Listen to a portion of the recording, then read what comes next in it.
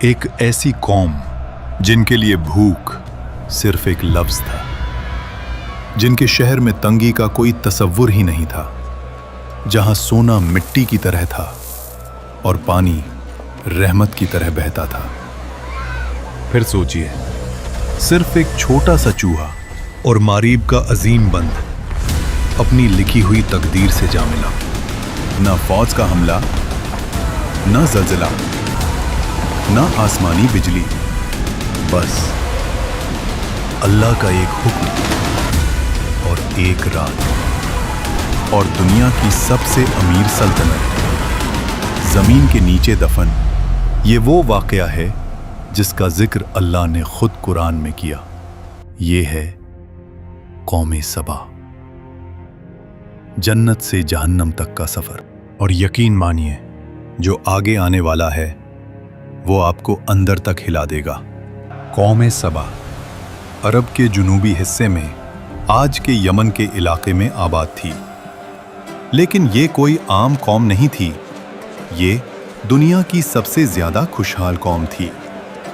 ان کی زمین زرخیز تھی، ہوا نرم تھی اور بارش بالکل میزان کے ساتھ ہوتی تھی۔ مگر ان کی اصل طاقت، ان کا سب سے بڑا راز، مریب کا عظیم بند۔ یہ ڈیم اتنا عظیم تھا کہ اس کے ذریعے دونوں جانب پھیلے ہوئے باغوں کو پانی ملتا تھا۔ پھل اتنے زیادہ کہ مسافر جب وہاں سے گزرتا تو بھوک کا احساس ہی نہیں ہوتا۔ قرآن اس منظر کو خود بیان کرتا ہے۔ سبا کے لیے ان کے رہنے کی جگہ پر ایک نشانی تھی، دائیں اور بائیں دو باغ۔ اور پھر اللہ فرماتا ہے، اپنے رب کا رزق کھاؤ اور اس کا شکر ادا کرو۔ یہ صرف دولت نہیں تھی، یہ اللہ کی رحمت کا نظام تھا۔ اس مہینے مچھلیوں کا شکار بہت اچھا ہوا ہے۔ ہماری تجارت ہر مہینے بہتر ہو رہی ہے۔ شہر صاف، نظام منظم، لوگ امن میں۔ قرآن نے اس شہر کو کہا پاک شہر اور بخشنے والا رب۔ یہ تھی زمین پر جنت۔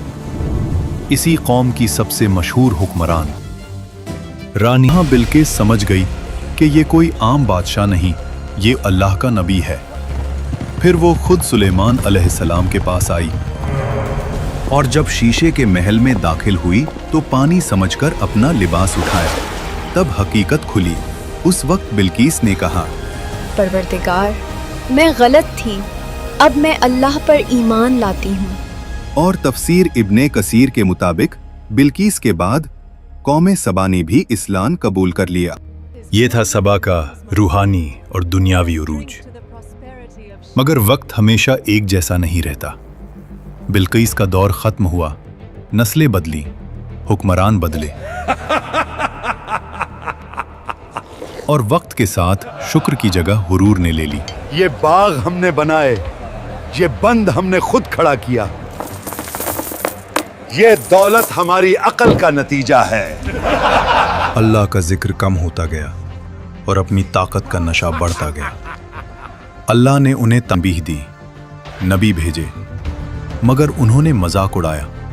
نبیوں نے ان سے کہا، یہ باغ تمہاری عقل کا کمال نہیں، یہ رب کی رحمت ہے۔ اگر تم نے شکر چھوڑ دیا تو یہ رحمت تم پر بوجھ بن جائے گی۔ لیکن قوم سبا ہنس دیتی۔ وہ جواب دیتے، تم ہمیں ڈرا رہے ہو، دیکھو ہمارا مارب بند پہاڑوں کی طرح مضبوط، کیا تمہارا رب اسے بھی گرا سکتا ہے؟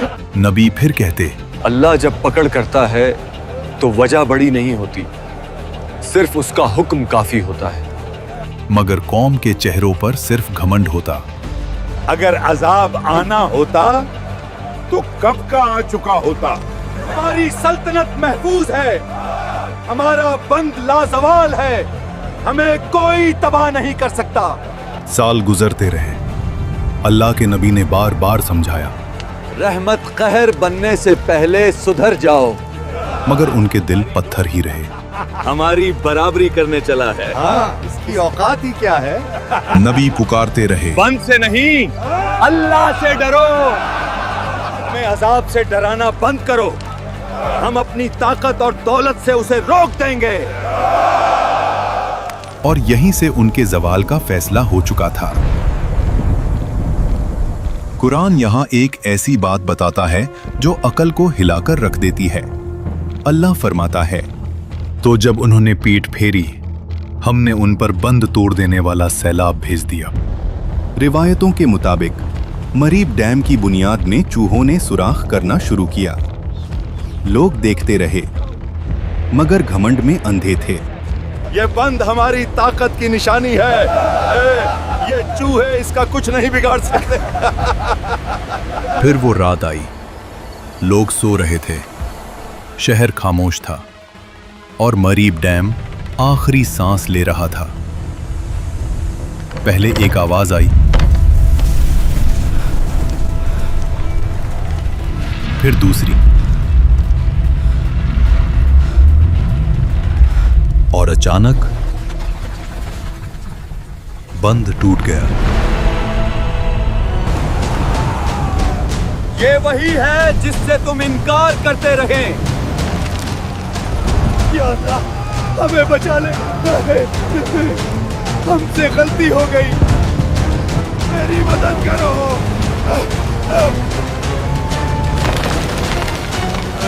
उठती लहरें शहर पर गिरती गईं, हर कोने को अपनी लपेट में ले रही थी।